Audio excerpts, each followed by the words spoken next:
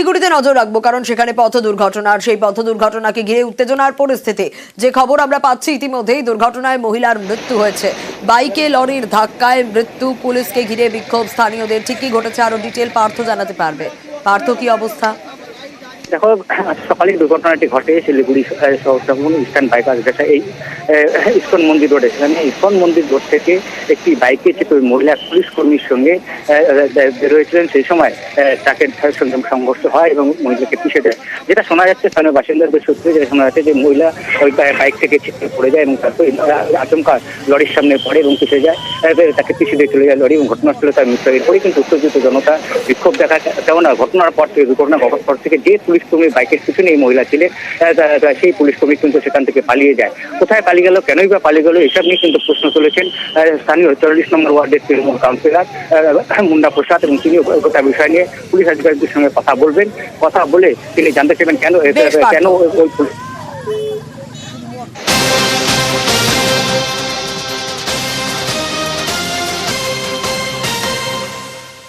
আমরা খবর দেখাই সাধারণ মানুষের সমস্যা সমাধানের জন্য। হাতিশালায় খাল দখল করে বিল্ডিং হচ্ছিল। গতকালই আমরা খবর সম্প্রচার করেছিলাম, আর তারপরই তৎপর প্রশাসন। নিউজ 18 বাংলার খবরের জের, ভাঙড়ে বেআইনি নির্মাণে প্রশাসন করা। হাতিশালায় খাল দখল করে বিল্ডিং। গতকাল সম্প্রচারের পরেই, খবর সম্প্রচারের পরেই তৎপর প্রশাসন। আরো বিস্তারিত এই বিষয়ে জানাতে পারবে আমার সঙ্গে কল্যাণ রয়েছে। কল্যাণ, কি ব্যবস্থা নেওয়া হলো?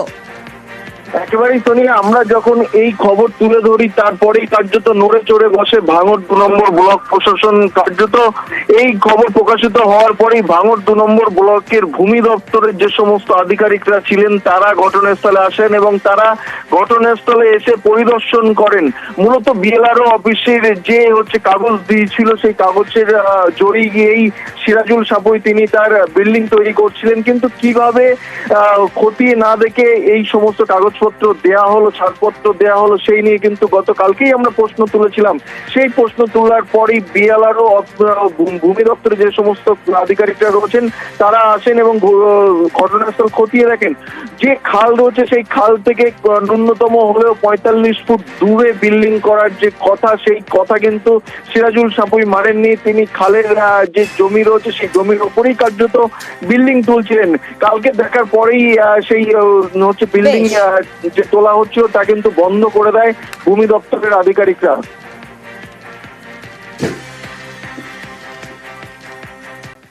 আর অন্যদিকে গলফ গ্রিনের ঘটনা, যেখানে মহিলা খুনের ঘটনা খাস কলকাতার বুকে, তাতে একজনকে গ্রেপ্তার করা গেছে। গতকালই আপনাদের জানিয়েছিলাম, ঘর থেকে মহিলার গলা কাটা দেহ উদ্ধার হয়। রাজেন্দ্র প্রসাদ কলোনিতেই রক্তাক্ত দেহ উদ্ধার হয়, আর নিহতের দেহে রয়েছে একাধিক আঘাতের চিহ্ন। ধৃত নিহতের আত্মীয় মোহাম্মদ সাবির। কিভাবে এই ঘটনা ঘটলো আরো ডিটেল সুদীপ্ত জানাতে পারবে। সুদীপ্ত, যাকে গ্রেপ্তার করা হয়েছে মোহাম্মদ সাবির, তিনি যার মৃত্যু হয়েছে তার আত্মীয়, তাহলে ঠিক কি ঘটেছিল? পারিবারিক কোনো বিবাদ? দেখো, তোমায় যেটা জানাবো যে এই গতকালের যে ঘটনা, গলফ গ্রিনের একটি ফ্ল্যাট থেকে উদ্ধার হয় গলাকাটা দেহ এক মহিলার, যার নাম নাফিসা খাতুন। এবং এই ঘটনায় সে কেন্দ্র করে 12 ঘন্টা ইতিমধ্যে গলফ গ্রিন থানার পুলিশ তদন্তে একজনকে গ্রেপ্তার করেছে। যেটা জানা যাচ্ছে যে এই যাকে গ্রেপ্তার করা হয়েছে তার নাম মোহাম্মদ সাব্বির আলী। একটু সংশোধন করবো, নাম সাবির নয়, সাব্বির আলী। এবং এই যেটা জানা যাচ্ছে যে এই সাব্বির আলী কিন্তু নাফিসা খাতুনের আত্মীয় হয় এবং যেটা সম্পর্কে পিসি হচ্ছেন, এই সাব্বির আলীর পিসি হচ্ছেন এই নাফিসা খাতুন। যেটা জানা যাচ্ছে যে পারিবারিক বিবাদ নয়, একেবারে আর্থিক কিছু লেনদেন নিয়েই একটি বাদানুবাদ তৈরি হয় এবং তারপরেই হঠাৎ করে চড়াও হয় এই সাব্বির নাফিসার উপর এবং তারপরেই এই ধরনের ঘটনা ঘটান। এবং ইতিমধ্যেই 12 ঘন্টা যেতে না যেতে গলফ গ্রিন থানার পুলিশ তাকে গ্রেপ্তার করেছে বলে খবর। সোনিয়া, বেশ।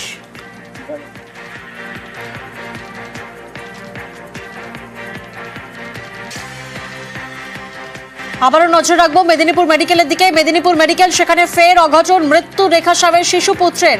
গুরুতর অবস্থায় হাসপাতালে ভর্তি ছিল সদ্যজাত, 20 লাইনে অসুস্থ সদ্য মা রেখা সাউ, তিনিও ভর্তি রয়েছেন। এবং আজ সকাল 9টার সময় মেদিনীপুর মেডিকেল কলেজে মারা যায় রেখা সাহের শিশু সন্তান। আমরা জানি আগে স্যালাইন কাণ্ডে মেদিনীপুর মেডিকেলে মৃত্যু হয়েছিল মামনি রুই দাসের, আর এবার রেখা সাহের সদ্যজাত সন্তান। প্রতিনিধি অভিজিৎ এই মুহূর্তে আমাদের সঙ্গে রয়েছেন। অভিজিৎ, হাসপাতাল সূত্রে কি জানা যাচ্ছে? কলেজ হাসপাতাল কর্তৃপক্ষ অর্থাৎ প্রিন্সিপাল সুপার সহ প্রশাসনিক আধিকারিকরা তারা মুখে কুলু কাটলেও চিকিৎসকরা যেটা জানাচ্ছেন যে এই যে রেখা সাউ যিনি চিকিৎসাধীন ছিলেন সদ্যজাতর মা, তার সে সদ্যজাত জন্মানোর পর থেকেই অত্যন্ত খারাপ অবস্থা ছিলেন, ভেন্টিলেশনে ছিলেন এবং শিশুটি কাঁদেনি। অর্থাৎ মায়ের সিজার করার পর শিশু না কাঁদলে তার শারীরিক অবস্থা অত্যন্তই খারাপ বলে ধরা হয় চিকিৎসা পরিভাষায়, এবং তার শ্বাসকষ্ট ছিল, তার লাংস মানে ফুসফুস সঠিকভাবে কাজ করছিল না এবং হার্টও অপরিণত ছিল এবং শরীরের অন্যান্য প্যারামিটার অর্থাৎ অঙ্গ প্যারামিটারও সঠিকভাবে কাজ করছিল না। ভেন্টিলেশনে রেখে তাকে সমস্ত রকম চেষ্টা করা হয়েছিল, কিন্তু ভোরের দিকে শিশুটির মৃত্যু, সদ্যজাতর মৃত্যু হয়, এমনটাই জানিয়েছেন চিকিৎসকরা। তবে অন্যদিকে রেখা সাউ তার প্রথম সন্তান, এটা 1 বছর আগে বিয়ে হয়। বেলদার বাসিন্দা, পশ্চিম মেদিনীপুরের বেলদার বাসিন্দা এই রেখা সাউ, তার বছরখানেক আগে বিয়ে হয়েছিল এবং পরিবার যেটা জানাচ্ছে যে শারীরিক অবস্থা তাকে মেদিনীপুর মেডিকেল কলেজ হাসপাতালে এই মাসে ভর্তি করা হয়েছিল, তখন তার শারীরিক অবস্থা সম্পূর্ণ রকমভাবে ঠিক ছিল, কিন্তু অপারেশনের পরেই সমস্ত কিছু জটিল হয়ে যায় এবং আরো একবার অপারেশন করতে হয় এবং বাচ্চা জন্মানোর পর থেকেই খারাপ অবস্থা ছিল। তারা খুব আশা রেখেছিলেন যে তারা প্রথম সদ্যজাত সন্তানকে নিয়েই তারা বাড়ি ফিরতে পারবেন, কিন্তু সেই আশা পূরণ হলো না। সেই কারণেই রেখা সাউয়ের পরিবার তারা ভেঙে পড়েছে এবং অন্যদিকে চিকিৎসকরা এটা জানাচ্ছেন যে তারা সমস্ত রকম লড়াই চালিয়েছিলেন, কিন্তু ভেন্টিলেশনে শিশুটিকে বাঁচানোর সমস্ত রকম প্রচেষ্টা সত্ত্বেও শিশুটির মৃত্যু হয়েছে। গত 8ই জানুয়ারি 5 প্রসূতি সন্তান জন্মের পর অসুস্থ হয়ে পড়েছিলেন, অভিযোগ স্যালাইন নিয়ে অসুস্থ হয়ে পড়েছিলেন তারা। শুক্রবার অর্থাৎ 10ই জানুয়ারি মৃত্যু হয় মামনি রুইদাসের। রবিবার রাতে আমরা জানি মেদিনীপুর মেডিকেল কলেজ থেকে কলকাতার SSKM হাসপাতালে স্থানান্তরিত করা হয় বাকি 3 সদ্যজাতের মাকে। কিন্তু রেখা সাউ তিনি ভর্তি ছিলেন মেদিনীপুর মেডিকেলে, তিনি ভর্তি রয়েছেন, তার ট্রিটমেন্ট চলছে। অন্যদিকে তার সদ্যজাত শিশুপুত্র শেষ 8 দিন ভেন্টিলেশনে ছিল। 7 দিন ভেন্টিলেশনে থাকার পর আজ সকাল 9টার সময় সদ্যজাতের মৃত্যু হয় মেদিনীপুর মেডিকেলে। ফের অঘটন, গুরুতর অবস্থায় হাসপাতালে ভর্তি ছিল সদ্যজাত। 20 লাইনে অসুস্থ সদ্য মা রেখা সাউ, তিনি এখনো ভর্তি রয়েছেন। আর এই ঘটনায় সিবিআই তদন্তের দাবি করছে পরিবার।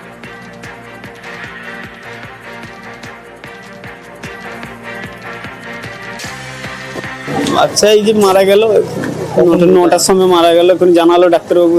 আপনার স্ত্রীর তো অপারেশন কবে হয়েছে? বুধবার অ্যাডমিশন হয়েছে বিকেলে, রাত 12টার পরে তো সিজার হয়েছে। আমার স্ত্রী যেটা বলছে যে প্রথম থেকে আমার সব ঠিকঠাক ছিল, ডাক্তারবাবুও বললো বাচ্চা ঠিকঠাক আছে, সব ঠিকঠাক আছে, এখন সময় আছে সিজার করতে, মানে এখন দেরি আছে। হঠাৎ এসে বললো যে সিজার করতে হবে। তখন ভিতরে যখন নিয়ে যায় স্ত্রীকে, তখন প্রথম স্যালাইন দিয়েছে ওরা সেই স্যালাইন দেওয়ার পরে কিছু রিয়াকশন হয়েছে। আমার স্ত্রী বলছে আমার নিঃশ্বাস নিতে পারছি না, একটা প্রবলেম দেখা দিয়েছে। কি কারণে এত হলো, আগে ঠিক ছিল রুগী, এখন কি করে মারা গেল। সিআইডি তো তদন্ত করছে, সিআইডি তদন্ত কি আপনারা খুশি? না, তার থেকে আরো বড় যেমনি এসে যেমনি তদন্ত করে এখানে, সিবিআই? হ্যাঁ, সিবিআই তদন্ত করবে এখানে। 20 লাইন তার পার্শ্ব প্রতিক্রিয়া, তার জেরে মামনি রুইদাসের মৃত্যু। রেখা সাউ তিনি এখনো পর্যন্ত ভর্তি রয়েছেন। বাকি 3 সদ্য মা তারা ভর্তি রয়েছেন SSKM, তাদের ট্রিটমেন্ট চলছে এবং রেখা সাউয়ের শিশুপুত্র ভর্তি ছিল এই মেদিনীপুর মেডিকেলে। 7 দিন ভেন্টিলেশনে থাকার পর আজ সকাল 9টার সময় সদ্যজাতের মৃত্যু হয়। শোভন প্রতিনিধি এই মুহূর্তে আমাদের সঙ্গে রয়েছেন। শোভন, পরিবারের তরফ থেকে তো সিবিআই তদন্তের দাবি করা হচ্ছে, হাসপাতাল কর্তৃপক্ষের এখনো পর্যন্ত কোনো বক্তব্য এই শিশুপুত্রের মৃত্যু নিয়ে? দেখো প্রিয়াঙ্কা, এখনো পর্যন্ত কিন্তু হাসপাতাল কর্তৃপক্ষের তরফে কোন রকম মন্তব্য করা হয়নি যে শিশু মৃত্যুর কারণ কি বা কেন শিশুটি আজকে মারা গেল। তবে যেটা পরিবারের তরফ থেকে জানানো হচ্ছে বা পরিবার যেটা অভিযোগ করছে যে গত 8ই জানুয়ারি যে সময় আর যে বাকি প্রসূতি যারা ছিল, যে 5 প্রসূতি অসুস্থ হয়ে পড়েছিল, তার মধ্যে কিন্তু তার স্ত্রীও ছিল, অর্থাৎ রেখা সাউও ছিল কিন্তু, এবং তাদেরকে যে সেলাইন দেওয়া হয়েছিল সেই সেলাইনের পার্শ্ব প্রতিক্রিয়া এবং কিছু মেডিসিনের পার্শ্ব প্রতিক্রিয়ার ফলে কিন্তু তারা অসুস্থ পড়েছিল, এমনটাই অভিযোগ উঠেছিল। এবং তার প্রভাবেই হয়তো তার শিশু প্রথম দিন থেকেই তার শিশু সংকটজনক অবস্থায়, অর্থাৎ প্রসব হওয়ার পর থেকেই কিন্তু তার শিশু কাঁদছিল না এবং কোনো রেসপন্স করছিল না, যে কারণে কিন্তু তার যে রেখা শিশুকে ভেন্টিলেশনে রাখা হয়েছিল। এবং সেই অভিযোগই তুলছে বা পরিবারের লোকেরা যে হয়তো সেই সময় যে প্রসূতি ছিল, সেই প্রসূতিটা যেভাবে অসুস্থ হয়ে পড়েছিল, শকে চলে গিয়েছিল, সেই কারণে কিন্তু তার বাচ্চা অসুস্থ হয়ে পড়ে এবং যার পরিণতি কিন্তু তার শিশুকে হারাতে হলো আজকে। প্রিয়াঙ্কা, বেশ।